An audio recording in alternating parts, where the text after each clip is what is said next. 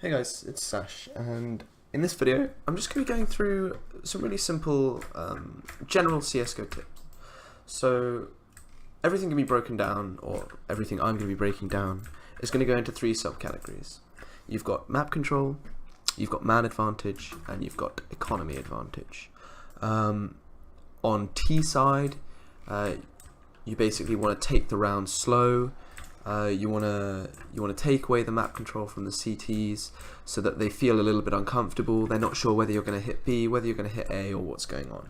This is by just playing defaults, and the whole purpose of a default is to push back the CT aggression without taking any casualties. The worst thing that can happen on a T-side default is when a counter-terrorist will pick you and be able to fall back. That's really not what you want.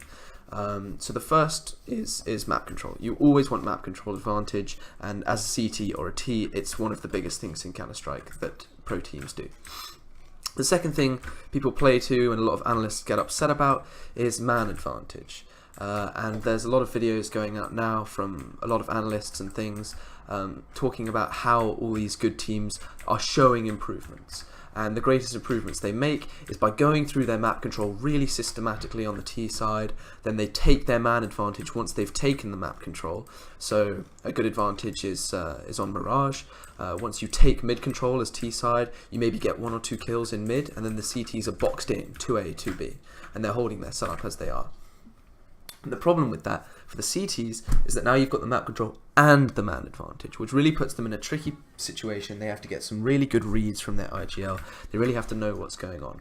And you make this all very difficult by doing it very systematically on T side. And when I say systematically, I mean the best way you can do your default is by doing it every single time the same way and by not getting caught off guard by anything. So one really important thing in my team is taking door control.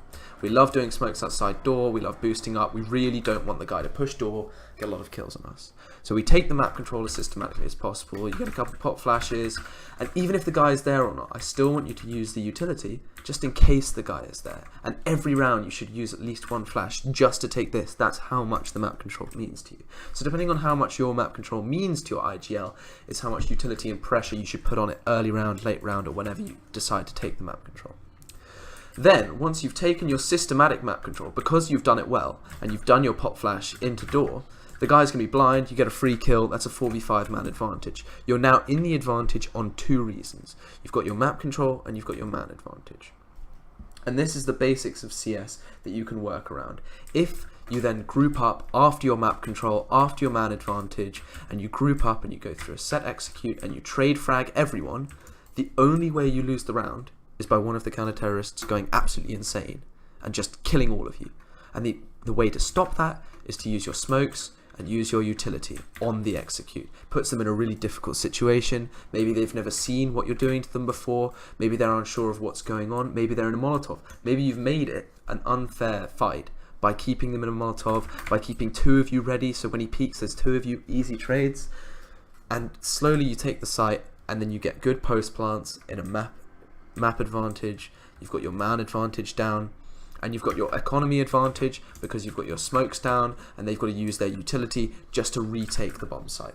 At which point, you know, you've got your last ditch effort by you've been playing time and the bomb just explodes anyways. And that's how you should win rounds on T side, by letting the enemy not make mistakes, but by pressuring them into mistakes. And one really important thing to consider for, well, most people know this, but for new players who are coming into CSGO is to keep track of player economy.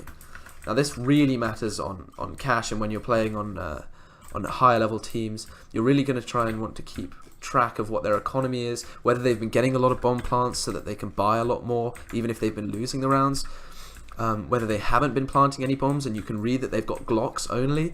It really matters because you're going to change your setups on CT based on what's going on. You know, if you think it's the 3rd round, the 1st gun round, a lot of T sides will just start by saying we need to take mid control, we need to dominate mid. You put 3 people on mid, you shut them down, you get the picks, you fall back.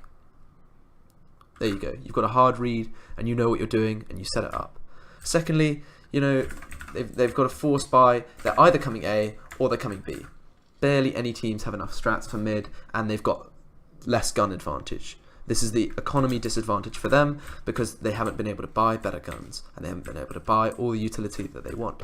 So you're abusing that economy advantage by keeping far back, by playing E-box on second round after pistol, by playing car, giving up retake, just keeping your economy high, letting them plant. You don't really mind because they've just force buy. They're not going to force buy again. If they do, you've still got economy advantage and you're playing that to yourself. Or they're going to come rush B. You know, you're ready. You've got your economy advantage. You're going to cut down a couple of Molotovs to really slow down the rush. Get your rotates over. Should be an easy win. Anyways, this is just a few basics in CS. If you can stick to them, on CT side, taking as much map control as you can, keeping your man advantage high, keeping your trade swift on T side, keeping the high basic CS, you'll basically be a much better team. Anyway, I'll see you in the next video. Thanks.